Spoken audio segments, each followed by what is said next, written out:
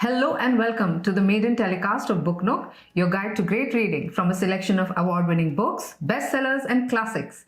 BookNook will be back every fortnight to review books for you so you can choose what you want to read, what you don't. I'm Radhika, I'm an avid reader and the author of a book of poems called In Passing, and with me is my co-host. Hi, you can call me Yats, and together we are Radhi and Yats. An early love for reading never waned, and I continue to read 2 to 3 books at a time across a wide variety of subjects. As Radhi mentioned, we want BookNook to be your online destination to get the best and most comprehensive reviews. If you plan to spend money on books, check with BookNook first. Through BookNook, we want to inculcate a love for reading, which may be lying dormant at this time. We hope our reviews will bring you back into the fold of active reading. And we'll welcome you there because we appreciate good writing. So stay tuned as we take you on a journey through the wonderful world of books. Radhi, what book have we chosen to kick off with? Today we will talk about a book called Wish You Were Here by Jodi Picoult. Wish You Were Here is a Pink Floyd song, Radhi. Yes. But this is also probably one of the first books by a prominent novelist set against the backdrop of the COVID-19 pandemic. Absolutely. Jodi Picoult is an American writer who has written several issues of Wonder Woman. Wish You Were Here is her 27th book. She has about 40 million copies in print worldwide with translations in 34 languages. Wow, that's a lot. So Jodi is one prolific author. Though, Radhi, her books have quite often unfairly, I think, been classified as chick lit, In all fairness, she has covered a variety of subjects in her writing, such as abortion, euthanasia, race relations, eugenics, LGBT rights, and school shootings. That's true. She's been quite popular. And despite this, quite controversial, shall I say, because the academia considers her as not so serious enough. If those subjects are not serious, I don't know what is. But Radhi, enough with the background. Let's plow on with today's review. Sure, Yats. The book is about Diana O'Toole. Diana is 29 and her life is near perfect. She's an art specialist at Sotheby's, has a doting boyfriend Finn, who is a doctor, and they are about to fly off to the Galapagos on a holiday where Diana is sure Finn is going to propose. So what can go wrong? Well, like a lot of us discovered, COVID-19 disrupted life like nothing else. As Finn is pressed into emergency duty, he persuades Diana to head to the Galapagos by herself.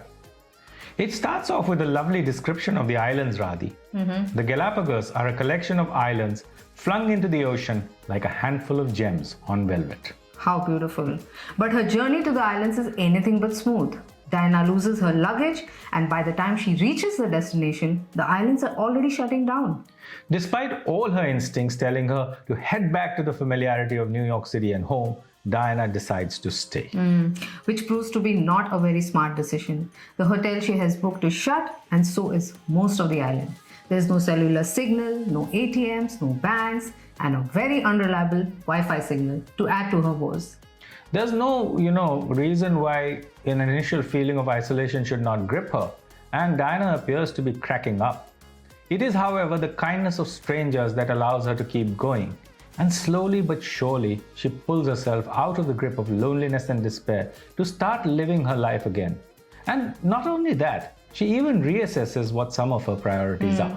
She finds and makes friends with this truculent and enigmatic Gabriel on this island. And Gabriel, his wife has abandoned him, and he is bringing up this troubled daughter who has dark secrets of her own. Diana, Gabriel, and Beatrix form an unlikely bond. But Radhi, things are never what they seem. And the second half of the book sees Diana back in New York City with Finn. And like all frontline workers, COVID-19 has taken this physical and mental toll on Finn. Diana is also adjusting to a new life without a job because she's been furloughed. And there are so many restrictions to add to it. But what I like is that she uses this time to start visiting her mother in an assisted living facility. Her mother, a famous photographer, was too busy making a name for herself instead of raising her daughter, now has dementia, and sadly does not even recognize Diana. As the virus ravages the city, Diana begins to introspect on many things: her relationships, career, her life. Here's an excerpt I would like to read from my Kindle, and you'll know what exactly I mean. Go right ahead, Red. I pull the night around me like a coat. I think of New York City and Finn and my mother. Of commuter sneakers and Sunday brunch at our favorite cafe when Finn wasn't working, and the blue Tiffany box hidden in the back of his underwear drawer. Then I think about this island, where there's nothing but time, where change comes slowly and inevitably. Here, I can't lose myself in errands and work assignments. I can't disappear in a crowd. I'm forced to walk instead of run. And as a result, I've seen things I would have sped past before. The fuss of a crab trading up for a new shell, the miracle of a sunrise, the garish burst of a cactus flower. Busy is just a euphemism for being so focused on what you don't have that you never notice what you do. Wow. I think many of us are going to identify with these emotions, having gone through similar stuff during the last 2 years. Oh, absolutely, Radhi. The realization that the things we use to validate ourselves can be taken away in the blink of an eye. So what are we chasing and what is really important? And despite whatever is happening, Diana never slides into despair or depression, despite all the changes and the loss. Finally, the story is about resilience of human spirit and triumph over despair. Absolutely. And given that the novel is set against the backdrop of the pandemic, it makes sense to highlight the virus's rampaging impact on people and the healthcare system. However, Finn's emails, which he writes to Diana on the island, which describe what he's facing as a frontline healthcare worker, are very shocking initially, but they tend to become repetitive and boring. I agree. And there were times when I was really bored. And that's one of the reasons the first half of the book tends to plod on. Yep. Radhi, I think one of the reasons that Jodi Picoult has never got her due as a serious writer from academics is that many of her characters tend to be tropes. In this book, Diana's parents are classic examples, the professional mother who chooses career over family, the ever-suffering father who's bringing up his daughter on his own.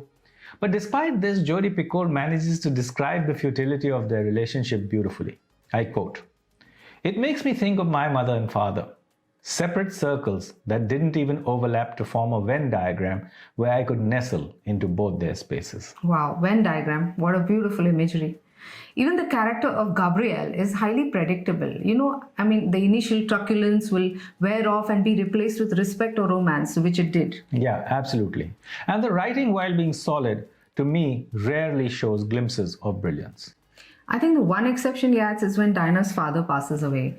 That moment is described so beautifully, and it's one of the best writing pieces in the book. It left me shaken. Let me read this out to you. You'll know what I mean. I reached into my purse for my phone and scrolled to the last text my father had sent me 2 days ago. "Are you busy?"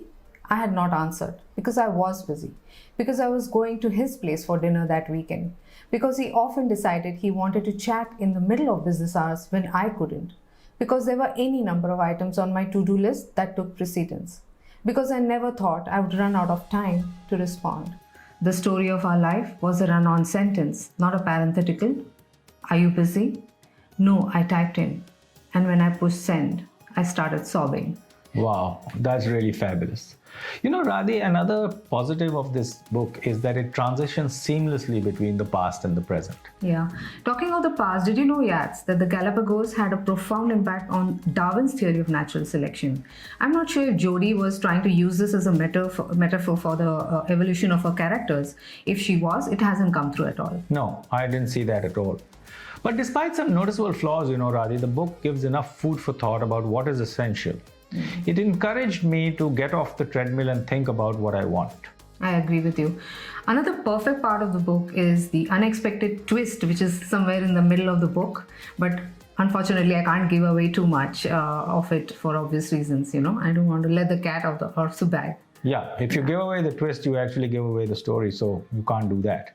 So overall, the book is initially slow and seems easy to put down. I was tempted at times. However, if one stays the course, it's worth it. So let's say series of moments, some good, some not so good. So kind of a bittersweet moment. Yeah, it does leave a bittersweet taste in the mouth. And I cannot honestly say that the book left me totally enthralled, but it set me thinking about a few things. And that's the reason that I would give the book 3.5 stars. Yes, my stars are also 3.5 and I'm sure you've peaked in. That's not true, Radhi, but peaking or not, let's agree that we agree. Sure. Now for some of the details about the book. Wish You Were Here was published by Ballantine Books on 30th November 2021, available for 739 rupees in paperback, 1926 in hardcover, and on Kindle it's 590. We hope you enjoyed this book review for BookNook by Radhi and Yats.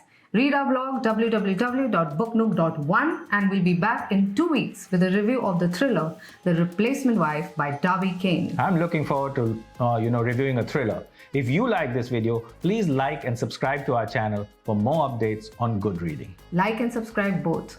See you in 15 days. Till then, take care. Stay safe. Bye-bye. Bye.